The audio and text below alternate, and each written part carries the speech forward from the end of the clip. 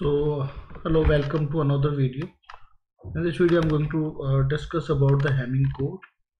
Hamming code is a set of codes which are used to correct and detect the errors. So we can say that Hamming code is error detection and correction code. Detection and correction. So it will do both the things. It detects as well as correct the errors in your code. So when a sender is sending the data, this is the sender, suppose, and this is the receiver, right? So when sender is sending and receiver is receiving the data, so it adds some extra bits. Let's say if we have a set, we have m bits, right? M bits, which will be transmitted over this medium to this receiver side. So with this technique, which is Hamming code, the R bits means some extra bits are added. Some extra bits are added with this M bits. And these extra bits are known as redundant bits. Redundant bits. This is denoted by R. So now the total data that will be transmitted over this medium will be of M plus R length, right? So if we have a data set, for example, if we have a data set of data sets of 7 bits, if its length is 7 bits, so how we will calculate that how many bits will be the redundant bits, or how many bits will be extra bits that will be added to the actual data bits. So here we can calculate the number of redundant bits using this formula, which is 2 raised to power r greater than or equal to m plus r plus 1. So in that case, if we have the 7-bit data, so it will inequality will be 7 plus r plus 1. Here this is 2 raised to power r, and we can further write this like 2 raised to power r and 8 plus r. So we have to, what we have to do, we will put the value of r as 1, 2, 3, 4, so on, right? So we will so using this formula we can easily calculate the number of bits, okay, number of redundant bits. So let's take r1, it will be 2, and it will be 8 plus 1, which is 9. So 2 is greater than or equal to 9. 2 is greater than or equal to 9, and if I take 2 raised to power 2, then it will be 4. Again it will be 8 plus 2, which will be 10, right? So by putting the values of next, I put the value of r, I take the value of r 3. So it will be 2 raised to power 3 greater than or equal to 7 plus 3 plus 1, 7 plus 3 plus 1, which will be 11, right? And here we have this 8. So again this inequality is not satisfied. So in that case we can clearly check that we can check that for m of 7 bits, means if the data size is 7, then r will be 4, because if I put here 2 raised to power, now when I take r 4, then I take r 2 raised to power r. So if I take the value of r as 4, then this inequality will be satisfied, like 2 raised to power r greater than or equal to 7 plus r is 4, right, plus 1. So here r is 4. So it will be 16 greater than or equal to 12 plus 1, which is 11 plus 1, which is 12. So 4r equal to 4, this inequality will be satisfied. So we can say that if our data size is 7, so we can easily calculate the redundant bits, and which will be 4 if the data set is 7. If data set is 8, so you can again check for r is equal to 5 or r is equal to 6, and then okay. So it will depend on the size of data, that how many bits will be redundant bits. So this is the one thing that you can first you have to calculate the how many bits will be the extra bits that will be added with m. So after calculating the r, so I will take an example of length 7, and we will see we will check that how these bits will be added, or what will be the value of these redundant bits.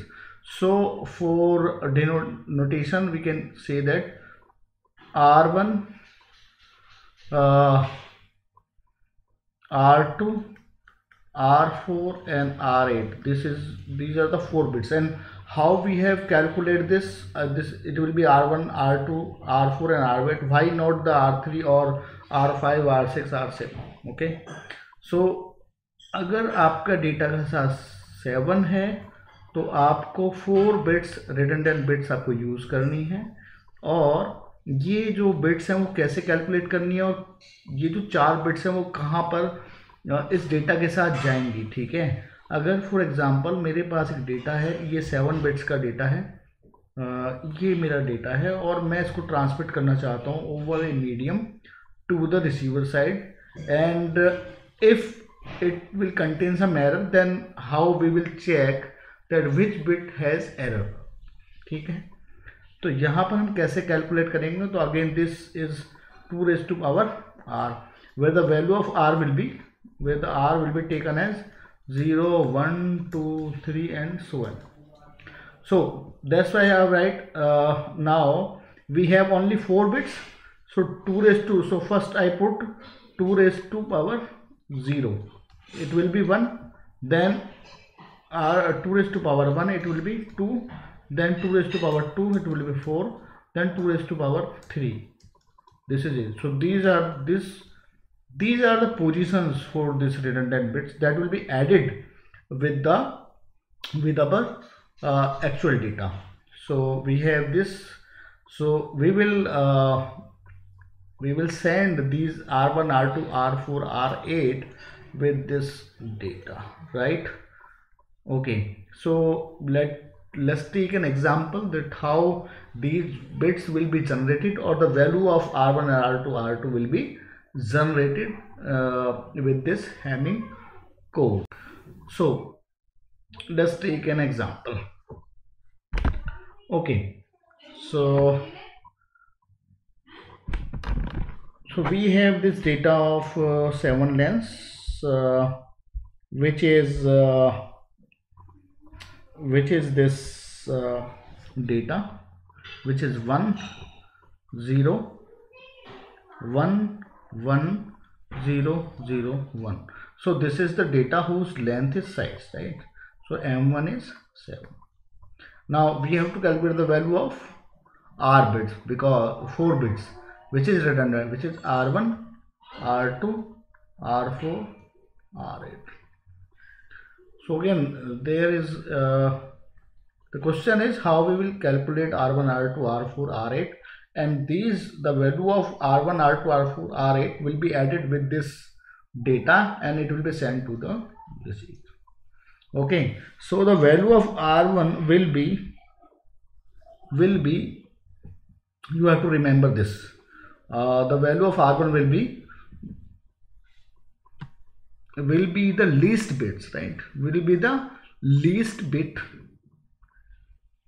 If this least bit is 1, then we will take only those bits. For example, this is the data. Let first draw me and this like this. So we have because if I start from here, right, 1 2 3 4 5 6 7 8 9 10 11, right? It's like an array in data structure. तो आपने इसको इस तरह से draw कर लिया और हम सबसे पहले फिक्स करेंगे कि जो हमारी R1 R2 R4 R8 हैं वो इस डेटा बिट्स के साथ कहाँ कहाँ पर किस पोजीशंस पर रखी जाएंगी, है ना। ऐसा नहीं है कि हम इसके साथ ही आगे रख देंगे, ऐसा नहीं होगा, ये ऐड नहीं की जाएंगी बट ये इंसर्ट की जाएंगी। किस किस पोजीशन पे, 1 2 4 और 8 पर। तो 1 पर हमने किया R1, 2 पर हमने R2, 4 पर हमने R4 एंड 8 पर हमने R8। और जो रिमेनिंग बिट्स हैं हम इनको ऐसे ही लिख देंगे starting from here. So this one will be here 1, then 2 0, then 1, then 1, then 0, then 1, like. So now we have to calculate the value of these 4 redundant bits.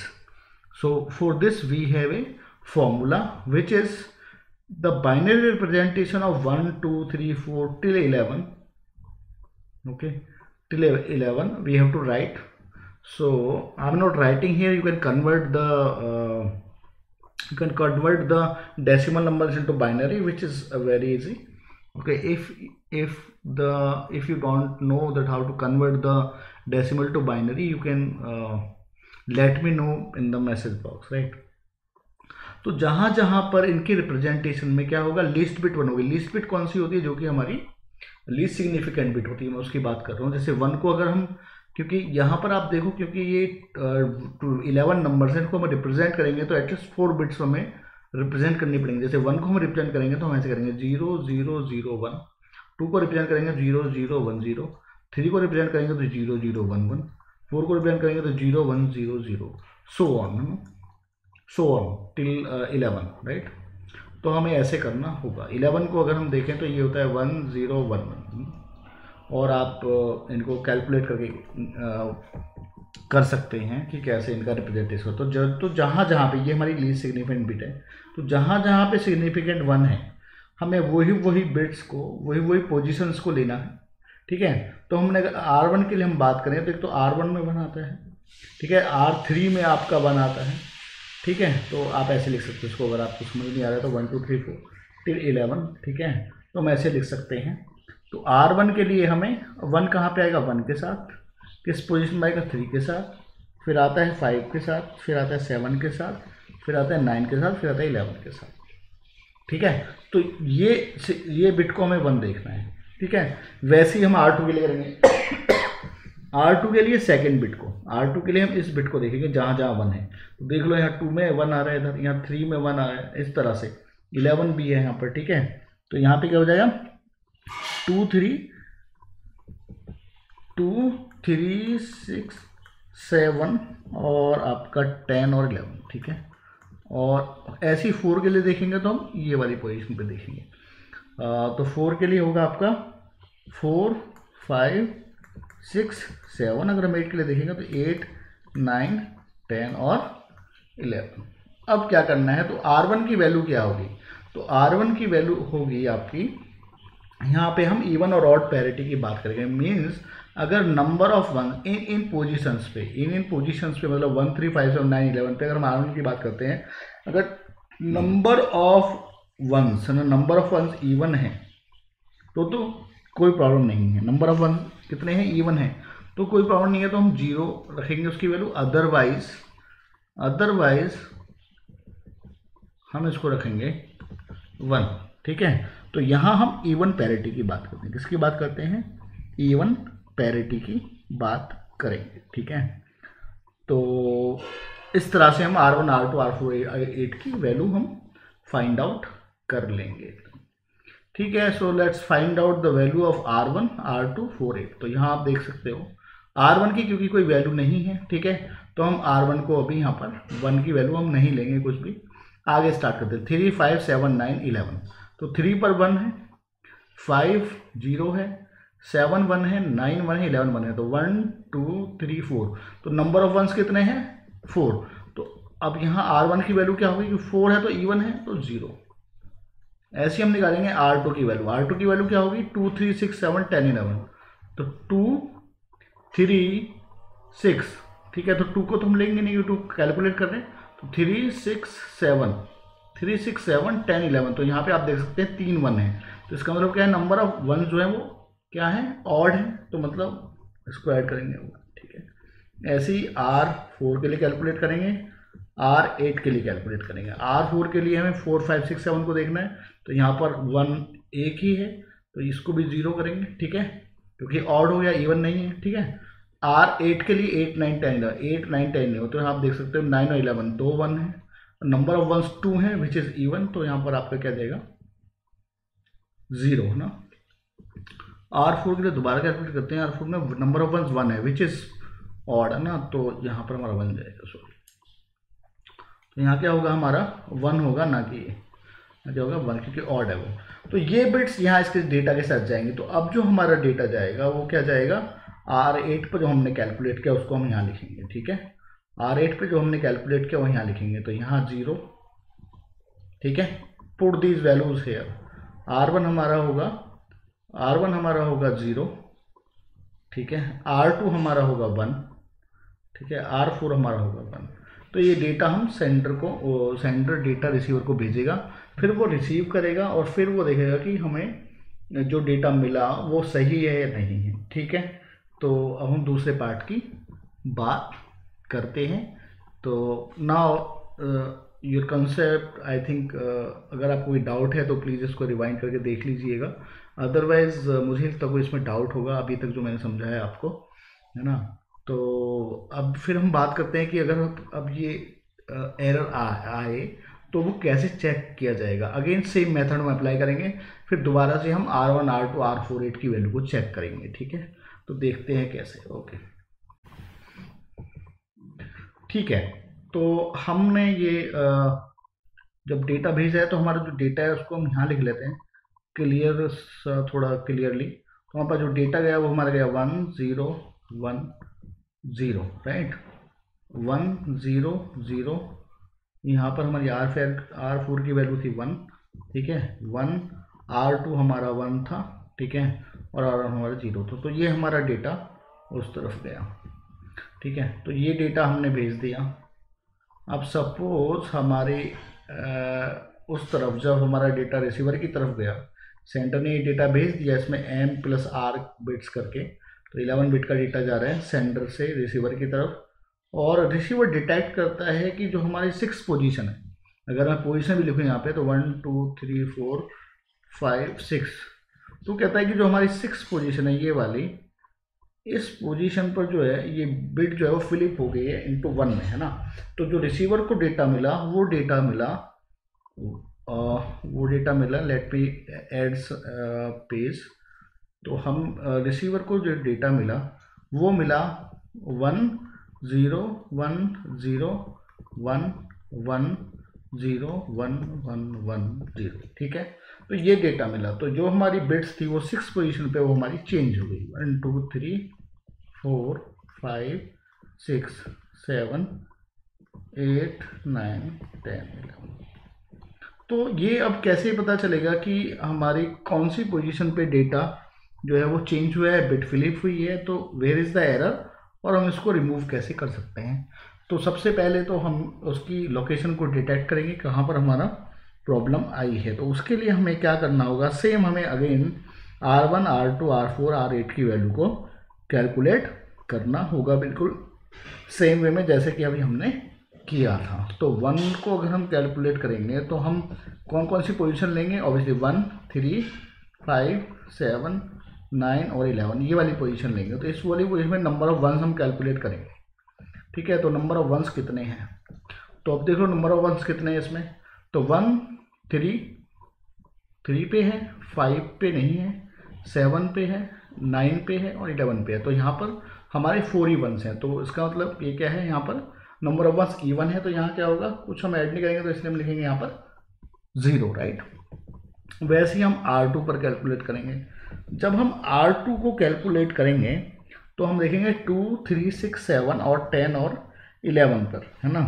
अगर आप इसको क्लोजली देखें तो यहाँ पर 2 3 6 7 10, तो 2 पर एक 1 है हमारा, 2 3 6 7, ठीक है, और 10 और 11, 10 और 11।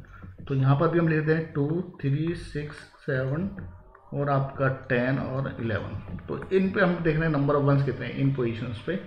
तो नंबर ऑफ वंस यहाँ पर आप देखो, 2 पर 1 2 3 4 5, नहीं 5, राइट, 5 है ना। तो नंबर ऑफ वंस 5 हैं। तो अब हम क्या करेंगे, इसमें 1 और ऐड करेंगे। इसका मतलब इसको इवन पैरिटी बनाएंगे तो यहाँ पे 1 ऐड करना होगा। वैसे ही हम 4 पर देखेंगे और वैसे ही हम देखेंगे आपका 8 पर। तो R4 पर देखेंगे तो 4 5 6 7, तो 4 5 6 7। तो यहाँ पे आप देखो नंबर ऑफ वंस कितने, 3 हैं, विच इज ऑड है ना, विच इज ऑड, मतलब इवन नहीं है। तो इसका मतलब क्या है कि ये हमें एक और ऐड करना पड़ेगा। और ऐसी R8 को देखेंगे तो हम पोजीशन लेंगे 8 9 10 11, which is very easy to calculate, because R4 R8 को कैलकुलेट करना हार्ड नहीं है, बिकॉज ये एक सीक्वेंस में है, ठीक है। तो इसको रिमेंबर याद रखना भी जो है बहुत ही आसान है। तो 8 9 10 पे देखोगे अगेन 8 9 10 11, तो नंबर ऑफ वंस 2 है, विच इज 0। तो अब हम कैसे डिटेक्ट कर पाएंगे इसको? तो डिटेक्ट करने के लिए सबसे पहले हम क्या करेंगे, इनको इसी पोजीशन में रखेंगे, कैसे R1 R2 R4 R8। तो इन बिट्स की वैल्यू को इस तरह से लिखेंगे। तो हम यहाँ पे लिखेंगे 0 1 1 0, और इसको हम चेंज कर देंगे किसमें, डेसिमल में, ठीक है। इसको डेसिमल में चेंज करेंगे, और डेसिमल में चेंज करने के लिए आपको पता ही जो होगा, यहाँ पे हम 2 पावर्स में इनको ऐड करते जाते हैं, ठीक है, ठीक है, और ये 3 होता है, ठीक है। तो यहाँ पर इससे मल्टीप्लाई करते हैं इसको, है ना, याद होगा आपको, नहीं है तो प्लीज़ एक आप देख लेना, मैं बता दूंगा, अलग से वीडियो बना दूंगा अगर आपको नहीं पता कि कैसे इसको करते हैं।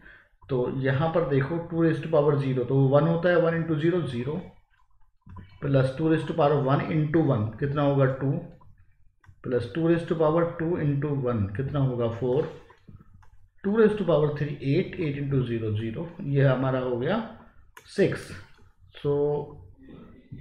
तो हमारी जो 6 आया है, तो ये लोकेशन है जिस पर हमने एरर को डिटेक्ट किया है, वो 6 लोकेशन पे है। तो अब 6 लोकेशन पे देख लो आप, 1 2 3 4 5 6, तो 6 पर 1 है, तो हम इसको क्या करेंगे, इस 1 को हम क्या कर देंगे 0, इस 1 को हम क्या कर देंगे, it will be change to 0, it will be change to 0। तो हमारा जो डेटा है वही हमको मिल जाएगा। तो इस तरह से हम हैमिंग कोड्स का यूज़ करते हैं डेटा को, एरर को डिटेक्ट करने में, एरर को करेक्ट करने में। So thank you very much, and if still you have any doubts, please ask.